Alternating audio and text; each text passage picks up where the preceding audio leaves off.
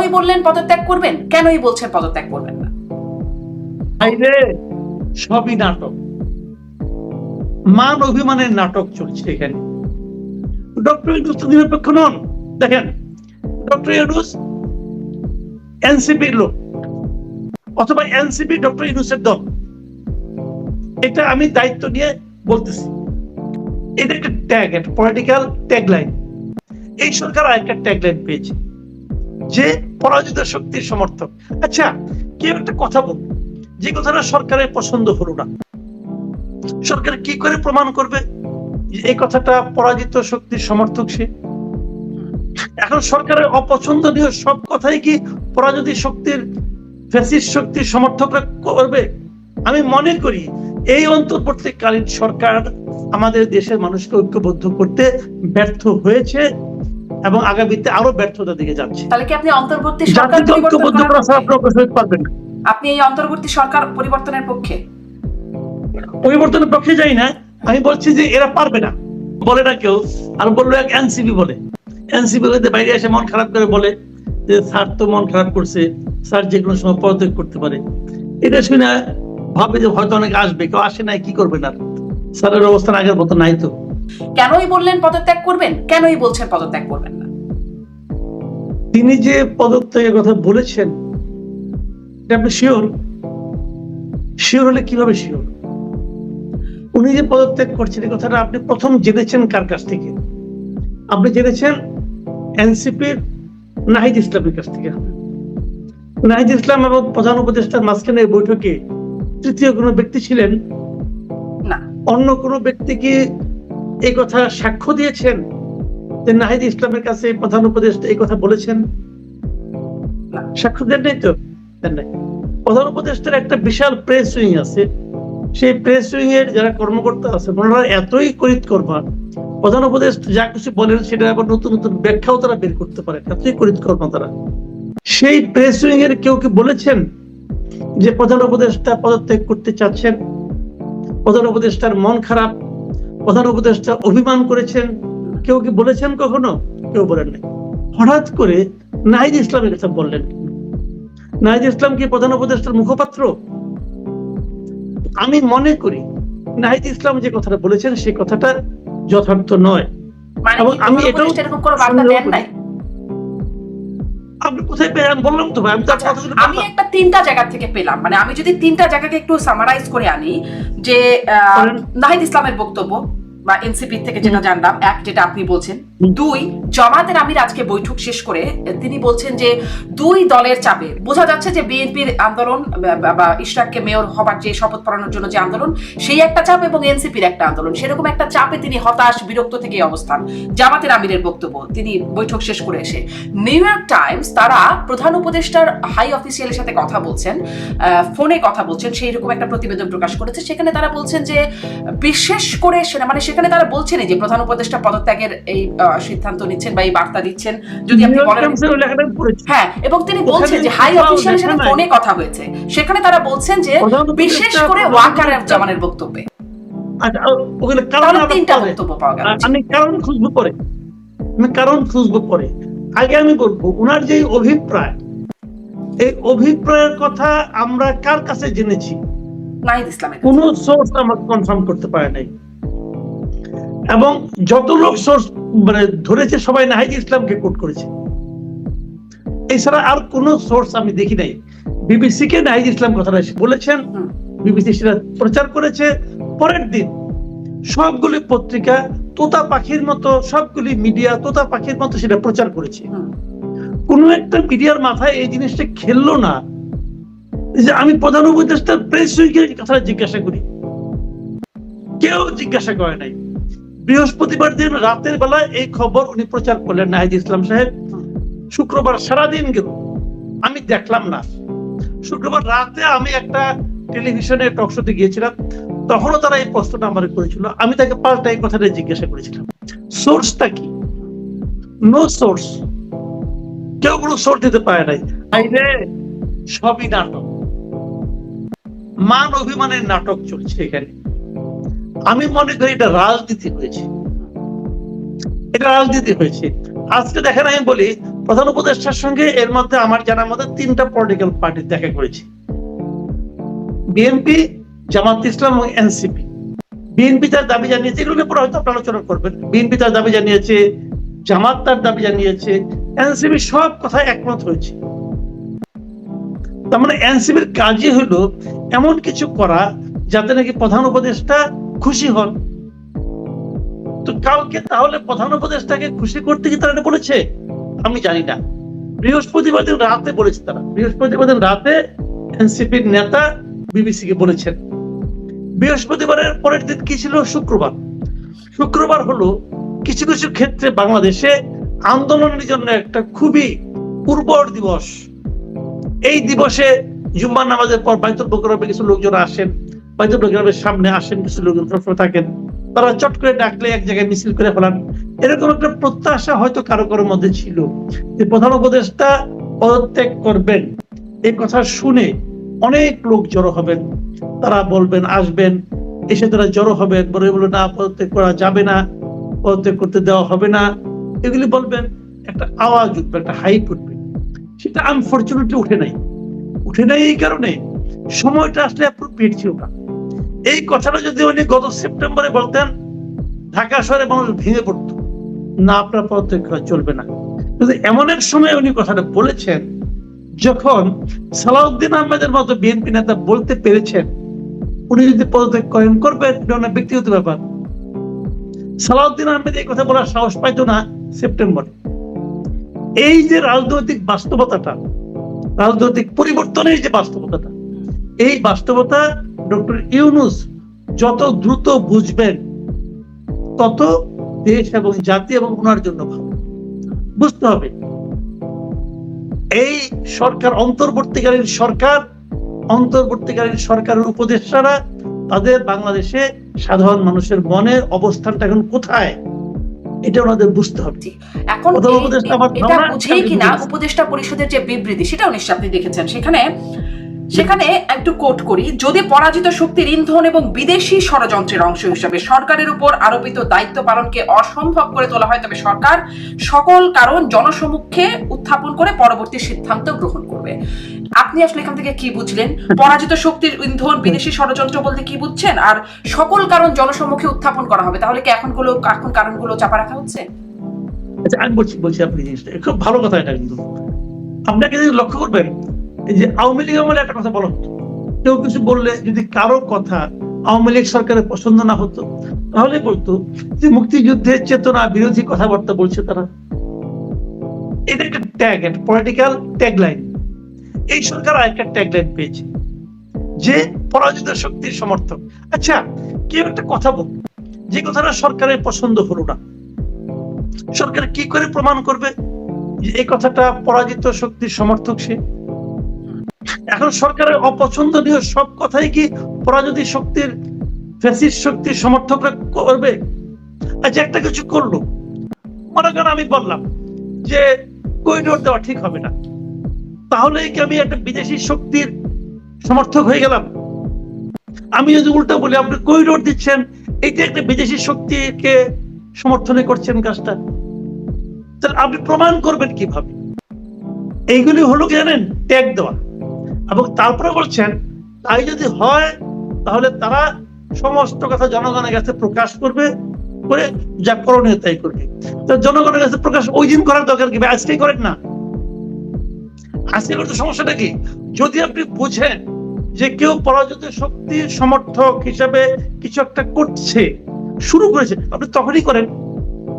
যদি আপনি বুঝেন যে কোনো একটা বিদেশি শক্তি, এগুলো হলো জানেন, এগুলো হলো আগে একটা অজুহাত দেওয়া, অথবা ওনারা কিছু একটা করতে চাচ্ছেন, সেই করতে চাওয়ার জন্য আগে ভাগে একটা অজুহাত তৈরি করে রাখা। এগুলি কোনো ভালো নমুনা নয়, রাষ্ট্র চালানোর ক্ষেত্রে এগুলি ভালো নমুনা নয়। পরাজিত শক্তির সমর্থকরা আপনাকে ডিস্টার্ব করতেই পারে, অস্বাভাবিক কি? তাদেরকে আপনারা পরাজিত করেছেন, তারা কি খুব হ্যাপি হয়েছে নাকি? তারা তো আনহ্যাপি হতে পারে, তারা তো চেষ্টা করতেই পারে। এই জন্য আপনি সব কাজ কাম বন্ধ করে দেওয়া, জনগণের কাছে যাবেন, তাহলে এখনই যান। জনগণের কাছে যাওয়ার করতে আমার কোনো আপত্তি নাই, আপনি জনগণের কাছে যে কোনো সুবিধা যাইতে পারেন এবং এই যাওয়াটাই উচিত।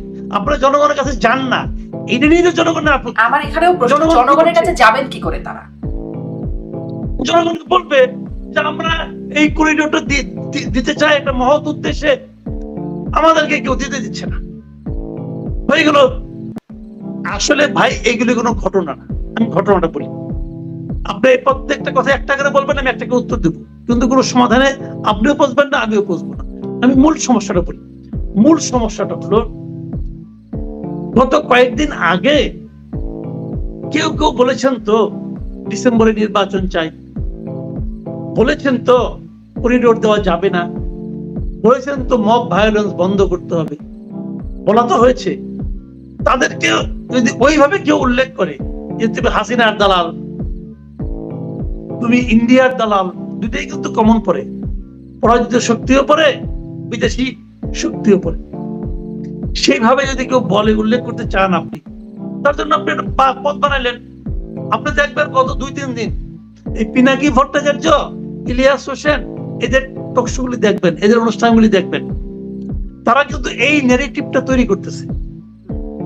এবং আমি খুব বিস্ময়ের সঙ্গে লক্ষ্য করি, ওখানে যে ন্যারেটিভটা তৈরি হয় সেটাই আমাদের এখানে উচ্চারিত হয়, প্রাতিষ্ঠানিকভাবে সেটাকে এক ধরনের সাপোর্ট দেওয়া হয়। এটা আনফরচুনেট। আমি একটা বেসিক কথা বলি, শোনেন আমার দুঃখটা কোথায় আমি বলি আপনাকে। আমি সবসময় একদম আমার হৃদয় দিয়ে বিশ্বাস করি যে এই দেশকে, এই জাতিকে অগ্রসর করতে হলে ঐক্যবদ্ধ করতে হবে। আমি বিশ্বাস করি যে বিভক্ত জাতি কখনো অগ্রসর হতে পারে না। আমাদের দুর্ভাগ্য হলো, আমরা আওয়ামী লীগের 15 বছরে দেখেছি, আওয়ামী লীগ খুব সচেতন ভাবে জাতিকে বিভক্ত করার চেষ্টা করেছে। তারা কিছু হলেই স্বাধীনতা বিরোধী চক্র, স্বাধীনতা চেতনা বিরোধী আওয়ামী লীগ, তারা বলতো যে বিএনপি জামাত চক্র, বিএনপি জামাতের অগ্নি সন্ত্রাস, আগুন সন্ত্রাস, এগুলো বলে বলে দেশটাকে দুটো ভাগ করে দিয়েছিল। তখন আমি বলতাম যে বিএনপি জামাতের যারা লোক আছে, সমর্থক আছে, তাদেরকে আপনারা দেশ থেকে বের করে দিবেন, তাদেরকে বঙ্গোপসাগরে ফেলে দিবেন? আপনি পারবেন না তোরা ভাই। আমার এক আত্মীয় বিএনপি করে, আরেক আত্মীয় আওয়ামী লীগ করে, আরেক আত্মীয় জামাত করে। আমার বাড়িতে কোনো প্রোগ্রাম হলে আমি 3 আত্মীয়কে দাওয়াত দিই, 3 আত্মীয়ের প্রোগ্রামে আমি যাই। 3 আত্মীয় 3 রাজনৈতিক মতাদর্শী, বা 3 আত্মীয় আমার আত্মীয়, 3 আত্মীয় এই দেশের অধিবাসী, 3 আত্মীয়কে নিয়েই আমার চলতে হবে। সেই কাজটা আমরা ভেবেছিলাম এই সরকার এসে করবে, দেশটাকে ঐক্যবদ্ধ করবে। আনফরচুনেট হলো, সেই অনৈক্যের যে ধারা আমরা ওই সময় দেখেছি, সেটা এই সময় এসে আরো তীব্র হয়েছে। এইভাবে আপনি দেশকে অগ্রসর করতে পারবেন না, কথা পরিষ্কার ভাই। এখন তাহলে আপনি কি মনে করেন, তাহলে কি মনে করেন এখন তাহলে কি হবে? আপনি যে কনক্লুশনটা দিচ্ছেন যে সেই অনৈক্যটা আরো তীব্র হয়েছে, আমি নিউ ইয়র্ক টাইমসের প্রতিবেদনেও দেখছিলাম যে এখন এসে এমন পরিস্থিতি যেটা আসলে এই ঐক্যবদ্ধ করাটা একরকম অসম্ভব একটা জায়গায় চলে গেছে। তাহলে আসলে কি হবে? ঐক্য যদি না হয় তাহলে কি হবে? না, কথাটা এটা না, এই ঐক্যটা এখন করা অসম্ভব হয়ে গেছে, কথাটা এটা না, এটা অসম্পূর্ণ বাক্য। সম্পূর্ণ বাক্য হলো এই অনৈক্যকে ঐক্যের মধ্যে আনা এদের পক্ষে অসম্ভব হয়ে গেছে। তো যদি আমি ঐক্যটা চাই, তাহলে আমি এদেরকে চেঞ্জ করব, মানে পরিষ্কার। আমি মনে করি এই অন্তর্বর্তীকালীন সরকার আমাদের দেশের মানুষকে ঐক্যবদ্ধ করতে ব্যর্থ হয়েছে এবং আগামীতে আরো ব্যর্থতার দিকে যাচ্ছে। তাহলে কি আপনি অন্তর্বর্তী সরকার পারবেন না? আপনি এই অন্তর্বর্তী সরকার পরিবর্তনের পক্ষে? পরিবর্তনের পক্ষে যাই না, আমি বলছি যে এরা পারবে না, এরা পারছে না। আমি মনে করি পদের কথা বলছি না, কিন্তু আমি বলছি যে এই সরকার, আমি যেটা বলি না সেটা আমাকে বলেন না, মানে পারবে না, তাহলে কি হবে? না পারলে কি করবে? না পারলে কি করে? রাত কেমন করবো? আমার হাতে ক্ষমতা আছে, আমার হাতে আপনি ক্ষমতা দিচ্ছেন, আমি এটা কেন করবো? আমি যেটা বলি সেটা, আমি যেটা বলি ওটুকু আমার কথা। আমার কথাটা হলো কি, যে এই সরকার এরই মধ্যে নিজেদেরকে এমন একটা বিতর্কিত অবস্থায় নিয়ে গেছে। আমি এটাও মনে করি এই সরকারের পক্ষে একটা অবাধ, সুষ্ঠু এবং নিরপেক্ষ নির্বাচন করাও সম্ভব না। ডক্টর ইউনূস তো নিরপেক্ষ নন। দেখেন, ডক্টর ইউনূস এনসিপির লোক, অথবা এনসিপি ডক্টর ইউনূসের দল, এটা আমি দায়িত্ব নিয়ে বলতেছি। কারণ এনসিপি গঠনের সময় ডক্টর ইউনূস বলেছেন তোমরা একটা দল করো। 1 নম্বর, এই সরকারের 3 জন উপদেষ্টার ব্যাপারে এনসিপির আপত্তি আছে। তারা বলছে ওই 3 জন বিএনপির লোক। এই সরকারের 2 জন উপদেষ্টা এবং একজন গুরুত্বপূর্ণ ব্যক্তি জাতীয় নিরাপত্তা উপদেষ্টার ব্যাপারে বিএনপির আপত্তি আছে। তারা বলছে এরা মানে পক্ষপাত দুষ্ট। তাহলে 3 জন 6 জন, এবং আমার কাছে ডক্টর ইউনূস পক্ষপাত দুষ্ট লোক। আমি যেটা পাবলিক ভাই, আমার তো একটা মত থাকতে পারে, আমার একটা মত আছে। তাহলে আমার এইখানে বসে আমি 7 জনকে বলতে পারলাম যে 7 জন পক্ষপাত দুষ্ট। তো যে সরকারের 7 জন উপদেষ্টা পক্ষপাত দুষ্ট, সেই সরকারের অধীনে নির্বাচন যদি হয়, সেই নির্বাচন তো নিরপেক্ষ হবে না, নিরপেক্ষ হইতে পারে না। মনে করি নির্বাচন এটা আমি আরো এখন না, এটা আমি আরো 2 মাস আগে বলছি যে ডক্টর ইউনূসের অধীনে নিরপেক্ষ নির্বাচন সম্ভব না। মানে তাহলে আসলে এই জন্যই আমি জিজ্ঞাসা করছি, আপনার মুখে আমি আসলে এই কথাটা বলাতে চাচ্ছি না, কিন্তু আপনার একটা সমাধানের জায়গা যদি জানতে চাই, তাহলে কি হবে? এই সরকারের অধীনে যদি নিরপেক্ষ সরকার সম্ভব, মানে নিরপেক্ষ নির্বাচন সম্ভব না হয়, জনাব সালাউদ্দিন আহমেদ যদি বলছেন যে ডক্টর ইউনূস চাইলে চলে যাবেন, বিকল্প জনগণ বেছে নেবে, বিকল্প কি? হ্যাঁ, জনগণ জানে, জনগণ বেছে। আপনিও জনগণের এই প্রতিনিধি হিসেবে অনেক কথাও বলেন, বা আমি তো বলতে পারবো বিকল্প কি, আমি তো অত বড় মানুষ না ভাই, আমি ছোট মানুষ। জনগণ থেকে আসবে, সবাই মিলে বেছে নেবে, কিন্তু এরা পারবে না। এরা যে পারবে না, তারা 9 মাসে 10 মাসে দেখাই দিচ্ছে। 9-10 মাসে তারা কিছুই করতে পারে। আচ্ছা বলেন, ডক্টর ইউনূস থেকে বলছে আমাকে তো কাজ করতে দেওয়া হচ্ছে না। বলেন তো সে 10 মাসে কি কাজ করছে? সে 10 মাসে জাতিটাকে বিভক্ত করছে, প্রধান কাজটা এটা করছে। আমি এমন বিভক্ত করা করছে, এটা জোড়া লাগানো অনেক কঠিন। এখন এটাকে আবার জোড়া লাগানো অনেক কঠিন। কাজের মধ্যে কাজ সে এটাই করছে।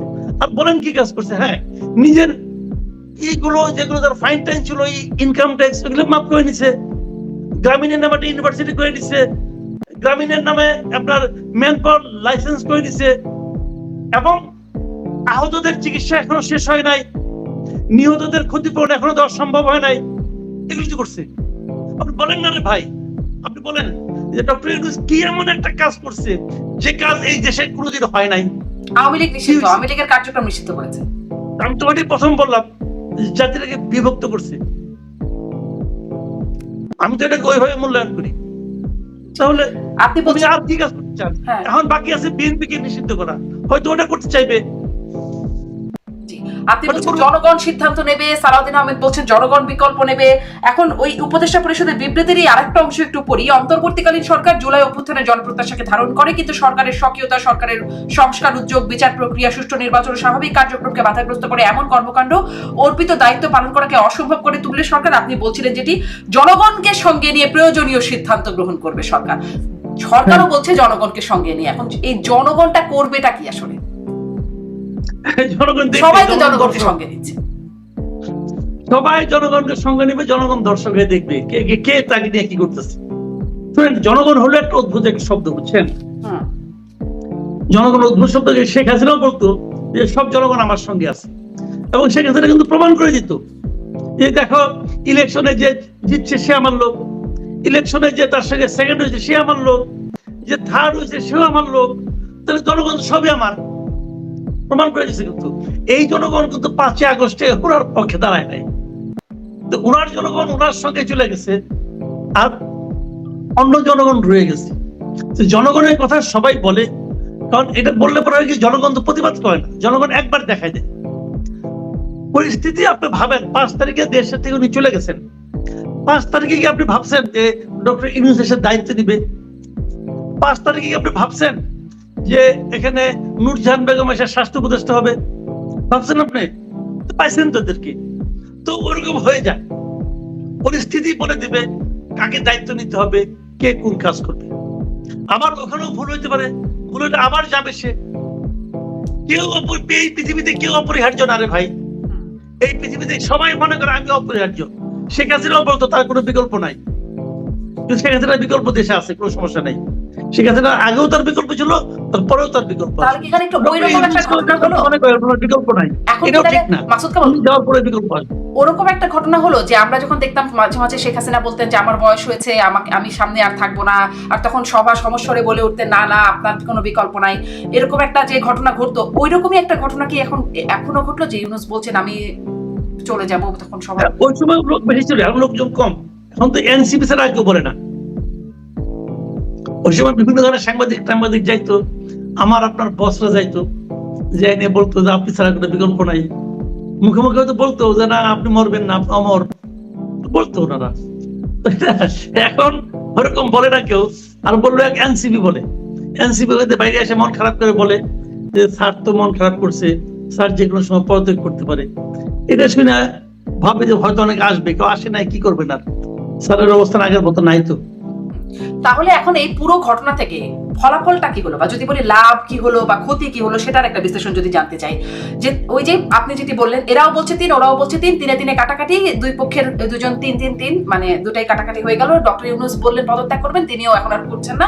তাহলে পুরো যে ঘটনা চক্র হলো, তারপরে ফলাফল কি হলো, লাভ কি হলো, এতগুলো সময় এত চর্চা আলোচনা? কিছুই হলো না ভাই, কিছুই হলো না। আমি বলি আপনাকে, হলো না এই কারণে অযোগ্য লোকের হাতে দায়িত্ব পড়েছে। যখন অযোগ্য লোকের হাতে দায়িত্ব পড়ে, যেমন ধরেন আপনি আমাকে একটা কিছু মেরামত করতে দিলেন, একটা মানে আপনার ধরেন কম্পিউটার নষ্ট হয়ে গেছে, আপনি আমাকে দায়িত্ব দিলেন ঠিক করেন। আমি তো এর কাজটা বুঝি না, আমি কি করবো? এই স্ক্রু খুলবো, ওই স্ক্রু খুলবো, খুলে আবার লাগাবো, হ্যান করবো ত্যান করবো। কম্পিউটার কিন্তু ভাই ঠিক হবে না, কারণ আমি এই মানে ঠিক করার লোকটা আসলে না। যারা এখানে এসেছেন তারা কেউ কিছুই যায় না। ইউনূস সাহেব প্রথম দিনই বলছিলেন যে আমরা এই কাজের লোক না, আমরা এসেছি, আমরা যেখানে ছিলাম ওই কাজটাই এনজয় করতাম, ওই কাজটাই ভালো পারতাম, তারপর আমরা এসেছি করার জন্য। তো এই কম্পিউটার ওরা ঠিক করতে পারবেন না। ওনারা 8-9 মাসে ঠিক করছেন ওই একটা স্ক্রু খুইলা লাগানো আর একটা স্ক্রু খুইলা রাখা, এছাড়া ওনারা কিছু পারেন না, কিছুই করতে পারেন নাই, কিছুই করার চেষ্টাও করতে পারেন নাই, কোন স্টেপও নিতে পারে। আমি বললাম তো ভাই, আমি একটা বোকার মতো ভাবছি অনেক সময়, এই যে ডক্টর ইউনূস আসবে, দেশ মনে হয় বিদেশি ডলারে ভরে যাবে। ওনার কত পরিচিত লোকজন আছে, হ্যান আছে তেন আছে, আসছে ডলার, আসছে। সুইজারল্যান্ডে গেছিলেন, সুইজারল্যান্ড থেকে ফেরার 3 দিন পরে যে সাহায্য হস্তের বন্ধ হয়ে গেছে। এই তো হয়েছে ভাই, দেখছি তো। শেয়ার বাজার নিয়ে আলোচনা হচ্ছে, শেয়ার বাজার নাকি লুটপাট করে ফলে দরবেশ কে আছে আওয়ামী লীগের একজন। তাহলে এই গভর্নমেন্টের দরবেশটা কি? শেয়ার বাজার শুনিয়ে এখনো নাকি লুটপাট হয়ে গেছে, এখান থেকে নাকি 90,000 কোটি টাকা চলে গেছে, শুনিয়ে এইগুলো আলোচনা তো হচ্ছে।